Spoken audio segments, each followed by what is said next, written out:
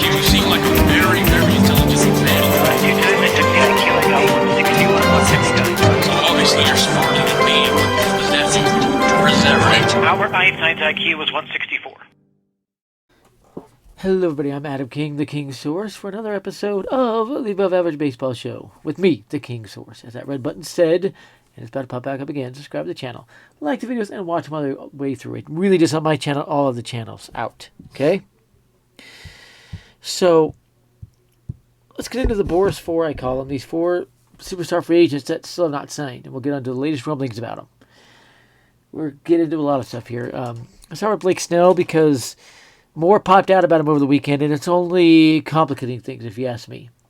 3 different reports have now confirmed, the last 3 days, the Yankees remain the only team to have even had active talks with Blake Snell and to have made him an offer. Okay? Other teams checked in, but didn't go any further than that.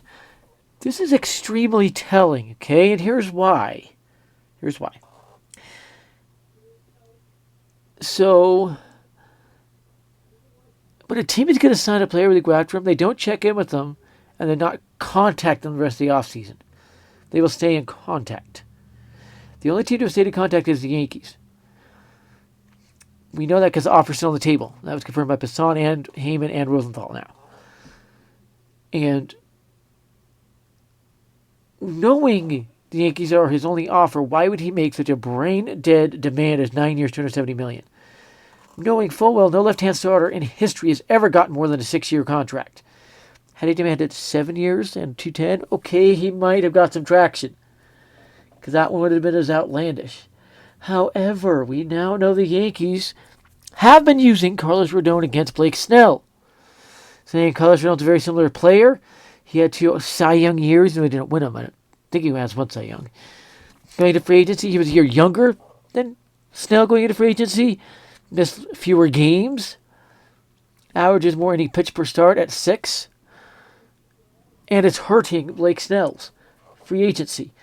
So it makes me wonder, completely boggles my mind as to what the crap Scott Boras is doing here. And I put out a report about an hour ago, and I'll reiterate it here.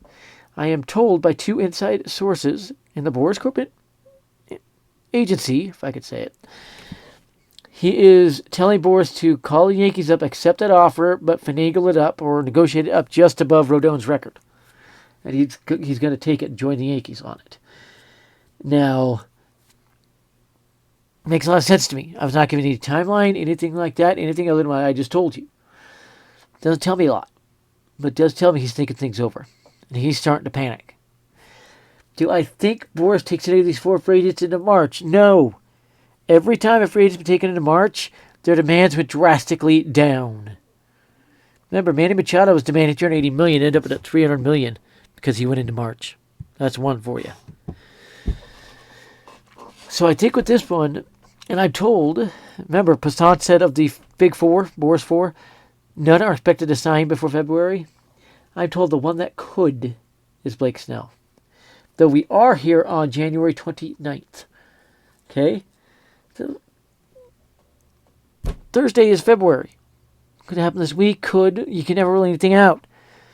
I hate trying to predict a time when a contract will go down when I don't have that information. But this Blake Snell saga just does not make any sense. When you know the Yankees are your only suitor, why are you going to put out the most brain-dead demand in history? Makes no sense. Had another weird rumor on Cody Bellinger that the Yankees are considering signing him. What world does it make sense at this time of the offseason if the Yankees already acquired 3 outfielders? They have a first baseman in Anthony Rizzo, unlike a lot of teams, including the Cubs. And the Yankees have not even been in contact on Cody Bellinger since they first showed interest back in November. Then got Soto and Verdugo and Grisham. So this was a little odd. It feels like a Boras leverage play against the Cubs. Okay? Another one is Matt Chapman. We'll get back to Bellinger in a second. Matt Chapman connecting the Yankees as well, and it doesn't make much sense at all. We'll get more to that one. Let's go back to Bellinger.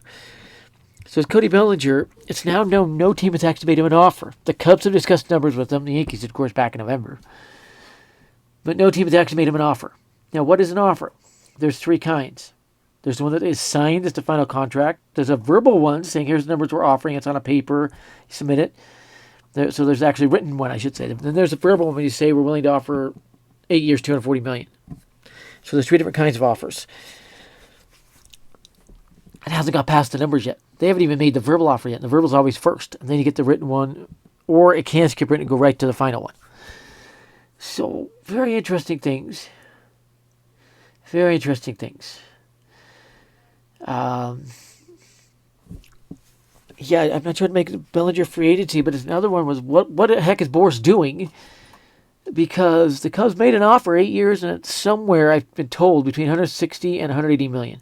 So it might be 22.5 million per. If it's 180 million, it's 22.5 million per for 8 years. And they haven't rejected it. And I'm talking numbers. When they discussed numbers, the Cubs said that's what they would go to, okay? I'm not talking a flat-out paper with an offer on it or even verbal one. And the Bellinger didn't really try to counter it or anything. And as you get to Matt Chapman, he has no offers, really. He had the offers from the Cubs and Giants that we knew about, but nothing has moved since he got those. Montgomery has no offers. So is Boras even doing anything, or is he sitting in a coma? What is going on here? It seems like high time for Scott Boras to retire. I'm telling you. It doesn't make sense what Boras is trying here. The longer you go into the offseason, the less you're going to get. Not more, the less. Every player just signed after January 1st has gotten less than they would have if they'd signed before. Every single one in MLB history. Every single one. It just doesn't make sense to me. And if I had to predict where these 4 will go, I still think Snell ends up with the Yankees once he becomes reasonable, because the Yankees are the only team to actually show interest in him. Every other team has signed players to block it. The Yankees are the one team that still has that rotation opening to go get him if they want, because they can just move Clark Schmidt or Nestor Cortez. I think it would be Nestor Cortez to the bullpen as a long man / spot starter. So, yeah, Cody Bellinger, I still think he ends up with the Cubs. On Matt Chapman, I still think it's Cubs or Giants, and I'm kind of leaning towards Cubs because Giants are showing no impetus to go after him, really. I do not buy the Yankees' interest in Chapman. It doesn't make any sense to me. But if I was told if the Yankees end up signing him, Matt Chapman, okay, if they do, Torres is gone. Torres will be traded, and DJ LeMahieu has 10-5 bird rights. Yes, he does. For the rest of his contract with the Yankees, he cannot be traded without his approval. Will just be moved to second base. And then you have Chapman up there. Have 2 gold glover, platinum glover defenders around Volpe. So I don't see it happening, but that's the scenario if it does. Now, Jordan Montgomery, I'm starting to think more and more the Cubs will end up getting him just because nobody else wants him. And the Cubs could use another veteran starter. And an innings eater, Montgomery's not an innings eater. Again, for Jordan Montgomery's career, he averages 5.33 innings pitched per start. That's not innings eater. Blake Snell averages 5.667. Really, innings eater doesn't come into play until you're at 6, but I would count Blake Snell. And Blake Snell, he actually got into the 6th inning a lot and had 3 7-inning games last year. So, actually impressive numbers there. Now, what rules do you put in place to kind of stop this kind of an offseason? To fix this kind of an offseason? Well, first you have to attack it on the agent side. And I would set up fines for agents if they're needlessly delaying. And I would also put fines on free agents where they would be capped what they can demand if they're playing a game waiting for another free agent to sign. Okay? That has to be banned. You just can't have that and let it stagnate. I go into schools all the time, 3-4 times a week, whatever it is, and talk with these athletes and the cheerleaders and the student sections, and they're always telling me they can't really get into baseball yet because of this offseason. How can they root for an offseason that's so boring and that? Yeah, it's exciting when a player signs, but it's boring. Nobody likes it. Nobody. Okay? The second one I would put on is if you get an offer and nothing else happens for 30 days, then we can step in and cap what you can get on your contract. And Blake Snell's a prime example here. And then you're bound to sign with whatever team's made you an offer. And with Blake Snell, it would be the Yankees only because they're the only team making an offer. So MLB would come in and say, okay, since you got your offer 2 months ago, nothing has happened. Max, you gets $180 million, sign with the Yankees now. And then he would be a Yankee. And the reason he would do that is you know the Yankees want him, you know he wants to be a Yankee, and so it fits. And you can do that. Now, Cody Bellinger's a little harder because you don't really know who's interested in him. Yankees, Cubs, about the only 2. So it'll be a little bit harder. Like Chapman and Montgomery, there's not traction, you don't really know, and it'd be open, but they would be capped. And all four likely capped. I think with Chapman, maybe $100 million, Montgomery $150 million, and maybe $180 million again on Cody Bellinger. Because you have to step in and to put in rules to stop this kind of an offseason. Just to stop it. Another thing I might do is say all players have to be signed by Christmas Eve at 6 p.m. And then only trades after that. Free agency's closed until spring training. And even then, if you're top 100, 150, you're mandated to sign by then. Only the fill-in players are going to be picked up for, in case of an injury could be done then and in the season. But something has to be done. Nobody likes this offseason. Nobody. Other moves to have happened. Interesting rumbling just popped out just a few minutes ago before I started recording this, by the way. And it's Aaron Hicks is signed with the Angels. Yeah, Aaron Hicks of all things. Another one, the Rangers are talking to Brandon Belt, which doesn't make much sense at all. Belt should retire. He was pathetic with the Jays last year. So there are some rumblings coming out. They're not all that great. And what's going on with J.D. Martinez and Justin Turner? Why have they not signed yet? 22 teams do not have a DH. 22. Goodness. It doesn't make sense. And, by the way, on Blake Snell, we know no other team is after him because the Mariners are trying to get Dylan Cease from the White Sox blocking it. Dodgers signed Paxton blocking it. Padres got 2 starters, including Jordan Hicks and Robbie Ray blocking it.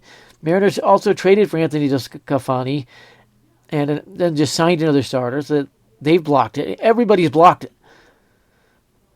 Everybody. It's funny to watch. Every team just kind of blocking it. The Angels have made a couple of big pitching signings. They're not even talking to him anymore. And going out and getting Aaron Hicks kind of blocks it as well. So baseball's moving, the offseason's moving, but it doesn't make sense, and there has to be repairs done before it is too late and you lose baseball, which might be somebody's devious plan. Who knows? So I do expect a lot more moves coming out, especially before spring training starts in about 2 weeks. Yeah, I think 2 weeks from today is when the first pitcher to catcher's report, by the way. And so we are down to crunch time, and a lot have already reported. It's estimated as many as 40% have already reported spring training in both Arizona and Florida. Keep that in mind. What does baseball do to not have this kind of a snafu again? I don't know. This is a hard one. Because the MLB botched in the first place even allowing this kind of an offseason and has done nothing to fix it. So, yeah. There's no moves really close. Although, at the same time, I could get conflicting texts from the industry and messages. Some say moves are close, some say they aren't. Once in a 3-team trade, it's close, and I've heard that for like 3 weeks, and it never pops out. The only players I could really see involved in such a trade would be like a Dylan Cease or Corbin Burns. We need a 3rd team just so you can meet their price. And it doesn't make sense that kind of trade to come out right now. It's too late in the offseason. So, yes, this has been the most boring offseason ever. Makes no sense at all. None. I'll say that forever on this one. I don't know what has caused it all. I don't think it's completely Scott Boras. I think there's some other force driving this.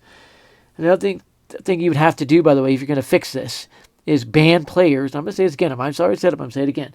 Ban players waiting around for another player to sign before they do. Just ban that. Make it illegal. If you have offers, get in talks and sign. Then no player can pay attention to another player's free agency. There's things you can do, but you have to do it right. There's a right way to fix it, and there's a wrong way to fix it. The Boras 4 are emphasizing a cancer in baseball. A cancer. And I don't think anyone will get near what they want just because Boras will have to concede. It's time for Boras to retire. And at some point, all 4 of the free agents will have to wake up to the facts. They need to take a step back and realize they're not going to get what they're demanding and lower their demands. It's as simple as that. I hope I cleared a lot of stuff up for you. I do not buy the Bellinger rumors or the Chapman rumors with the Yankees. I just cannot buy them. They reek of Boras tricks. And by the way, why are the Yankees the only team connected to all 4 of the Boras 4? We know they're not signing Jordan Montgomery. As soon as Stroman signed, Montgomery was done. Chapman's not really a fit, and the Yankees are already overloaded with infielders. They still have Jeter Downs, who's at AAA. And Cody Bellinger, after they already got 3 outfielders, stuff isn't clicking there. It's not making sense, guys. It's not making sense. It doesn't fit. The strong belief is Snell will end up with the Yankees. That's the strongest of the Boris 4. So I hope this clears everything up. I hope you all have a great day, everybody. And remember, the King's Horse loves you.